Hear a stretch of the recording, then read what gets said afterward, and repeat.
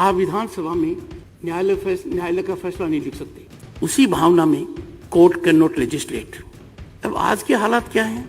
Public posting from judicial platforms, ये ठीक नहीं है। These institutions must know how to conduct themselves.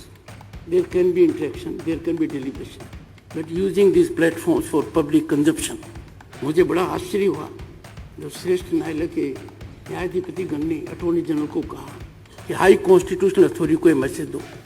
I have declined to entertain the Attorney General on this point. I cannot be party to emasculate the power of legislature, and I have been soldier of judiciary. I have highest respect for judiciary.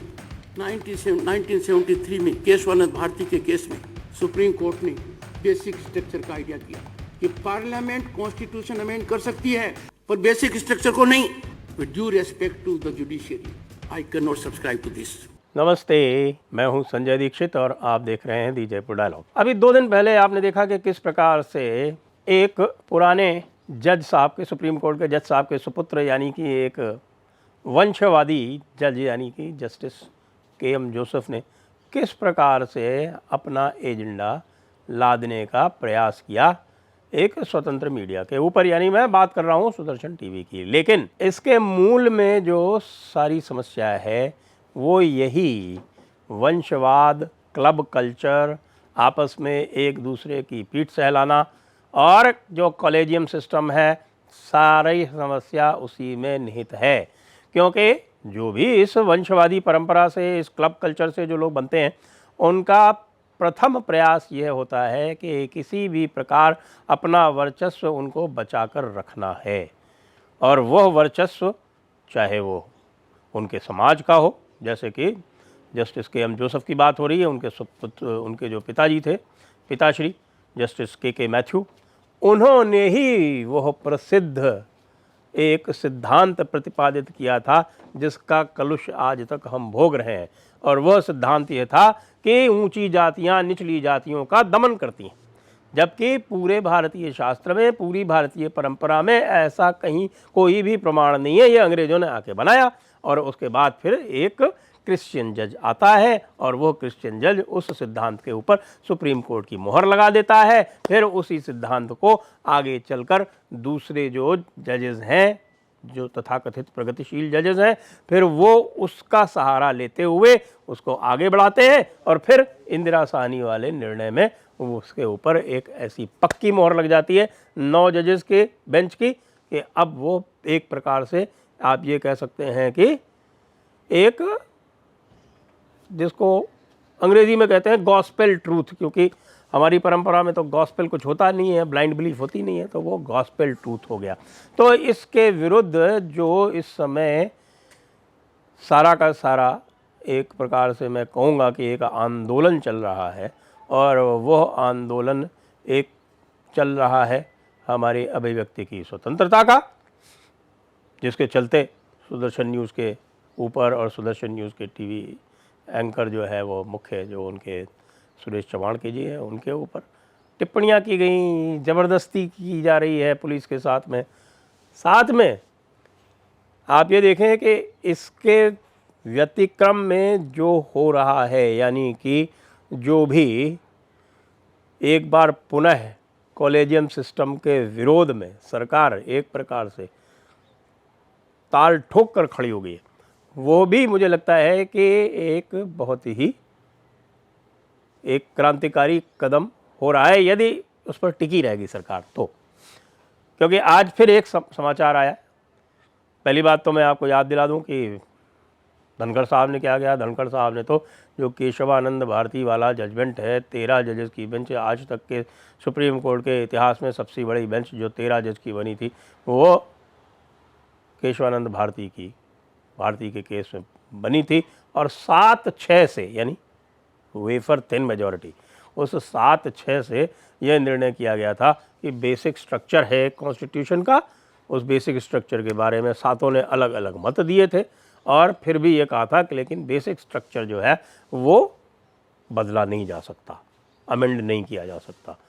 तो अब यह जो है, ये पूरी तरह से जो स्वेच्छाचारिता हो रही है इस समय सुप्रीम कोर्ट की, उसकी जड़ में ये बेसिक स्ट्रक्चर का सिद्धांत है। इसी का सहारा लेके इन्होंने अपना ये कॉलेजियम सिस्टम और जुडिशल अपॉइंटमेंट्स में जजेस की एक प्रकार से कह लें कि मनमानी, ये सारा कार्यक्रम जो है उसी बेसिक स्ट्रक्चर के सिद्धांत से है। तो धनखड़ साहब ने तो उस जड़ पर ही प्रहार कर दिया। लेकिन उससे भी अधिक गंभीर जो बात है, गंभीर मतलब मैं ये कहूँ कि मैं तो उसको सुखद मानता हूँ, लेकिन जो आपके जज लोग हैं वो उसको गंभीर मानते होंगे निश्चित रूप से। ये जो हमारे क्लब कल्चर वाले जो हैं वो बड़े बड़े वकील हैं, क्योंकि कॉलेजियम में होता क्या है, कॉलेजियम में एक उदाहरण के साथ आपको समझाता हूँ कॉलेजियम में क्या होता है। और वो ये समझा रहा हूँ इसलिए क्योंकि अब आज के इंडियन एक्सप्रेस में यह समाचार आया है कि लॉ मिनिस्टर ने यानी किरेन रिजिजू ने एक पत्र लिखकर यह बता दिया है कि हम तो आपके कॉलेजियम की बात तभी मानेंगे जब आप कॉलेजियम में सरकार का एक मनोनीत सदस्य रखेंगे।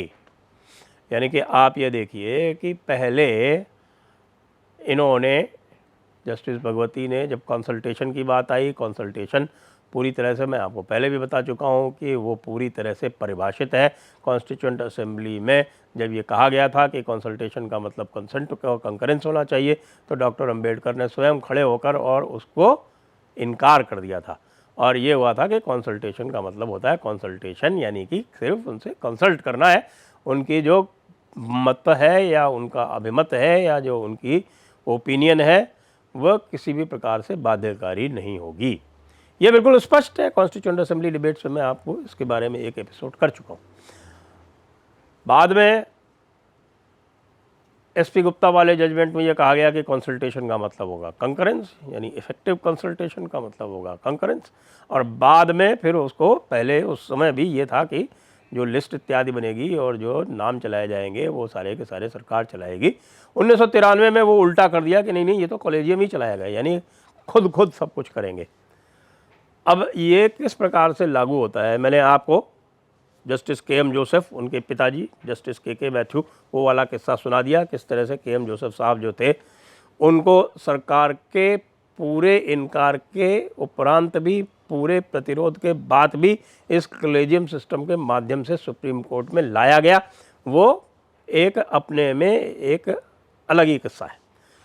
लेकिन अब ये जस्टिस जोसेफ जो है जून में रिटायर हो रहे हैं, और जून में रिटायर होने के पहले जो उनका जो क्लब है, यानी कि ये जो सारा जो सोशलिस्ट लॉबी है, ये जो आपकी पंचमक्कार लॉबी है, उसके जो हित साधन करने हैं वो अत्यंत आवश्यक है। इसलिए आप देखेंगे कि ये बिल्कुल अलग चल रहे हैं। और इनके सामने जो है जब बात आई थी, जस्टिस के.एम. जोसेफ थे उस बेंच में जिसमें चर्चा हो रही थी कि साहब की ये हमारा जो डिमोनेटाइजेशन है इसका क्या होगा, और अंततः कुछ नहीं निकला, केवल समय उन्होंने व्यर्थ किया। यानी कि आप समझिए कि 6 दिन तक और 7 दिन तक उसकी सुनवाई चली, 5 जजेस बैठे, और आप ये देखिए कि कम से कम नहीं तो 150-200 जुडिशल आवर वेस्ट किए गए ऐसे मैटर में जिसको आरंभ में ही रिजेक्ट किया जा सकता था, ये कह के कि साहब इसमें कुछ हो तो सकता नहीं। और उसमें भी देखिए कि 4-1 से जजमेंट आया। 4-1 से जजमेंट के बाद में जो एक जजेस जिन्होंने डिसेंट की उसको कितना बढ़ा चढ़ा के बताया जा रहा है, जबकि जो केशवानंद भारती बेसिक स्ट्रक्चर का केस है उसमें 7-6 है, तो जो 6 जजेस हैं जिन्होंने उसमें डिसेंट किया उनकी बात कभी नहीं होती। अब रिजिजू साहब ने जब ये कह दिया है तब ये हल्ला गुल्ला शुरू हो गया है कि साहब ये तो इनकी स्वतंत्रता पर आघात है। स्वतंत्रता का है कि ये स्वेच्छाचारिता है, स्वतंत्रता पर आघात किसी भी प्रकार नहीं है। कैसे होता है आपको उदाहरण देके समझाता हूँ। पिछली बार मैंने सौरभ कृपाल की बात की थी। सौरभ कृपाल 2021 में इनको दिल्ली हाई कोर्ट के लिए रिकमेंड किया गया, सरकार ने 1 बार 2 बार वापस कर दिया। अब तीसरी बार इन्होंने भेजा है कि नहीं भेजा है, भेजेंगे कि नहीं भेजेंगे ये स्पष्ट नहीं है। ये सौरभ कृपाल क्या है? सौरभ कृपाल के पिताजी बी.एन. कृपाल थे जो चीफ जस्टिस थे 185 दिन के लिए 2002 में, नवंबर 2002 में ये रिटायर हुए। अब आप ये देखिए कि इसी कॉलेजियम ने, यानी कि जस्टिस ए.एस. आनंद के कॉलेजियम ने जस्टिस चंद्रचूड़ को बॉम्बे हाई कोर्ट का जज बनाया 39 वर्ष की आयु में। 40 के पूरे नहीं हुए थे। वो जस्टिस A.S. आनंद, जस्टिस भरूचा, जस्टिस सगीर अहमद और जस्टिस कृपाल और एक जज और थे। इन लोगों के कॉलेजियम ने इनको बनाया अल्प आयु में हाई कोर्ट का जज, यानी बॉम्बे हाई कोर्ट का जज। क्यों? अब आप ये भी देख लीजिए कि ये जो B.N. कृपाल थे, ये कब बने हाई कोर्ट के जज, दिल्ली हाई कोर्ट के जज? ये कब बने? Justice Y.V. चंद्रचूड़ जब सुप्रीम कोर्ट के चीफ जस्टिस थे तब यह बने। यद्यपि उस समय कॉलेजियम सिस्टम नहीं होता था, लेकिन उन्होंने इनका फेवर किया, तब ये दिल्ली हाई कोर्ट के जज बने। उन्होंने अपना फेवर रिटर्न किया, जस्टिस चंद्रचूड़ को अल्पायु में बनवा दिया। अब जस्टिस चंद्रचूड़ जब से आए कॉलेजियम में, तब से वो सौरभ कृपाल को बनवाने का प्रयास कर रहे हैं। तो इस तरह से चलता है ये कॉलेजियम सिस्टम।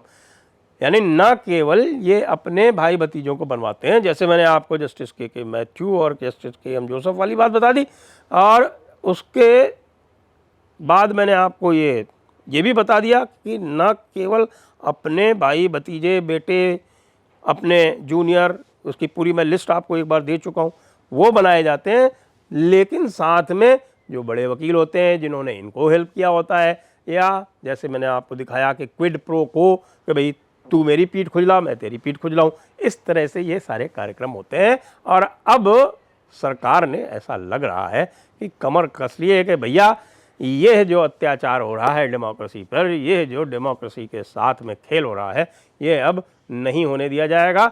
और जब यह बिल्कुल स्पष्ट हो जाएगा, तभी जो है इस प्रकार की स्वेच्छाचारिता, जैसा हमने देखा सुदर्शन वाले टीवी वाले केस में, तभी ये समाप्त हो सकती है। इसलिए हमें इस मुद्दे पर निश्चित रूप से सरकार के साथ खड़ा होकर और जुडिशरी की स्वेच्छाचारिता पर अंकुश लगवाने के लिए प्रयास करना चाहिए। जय हिंद, वंदे मातरम।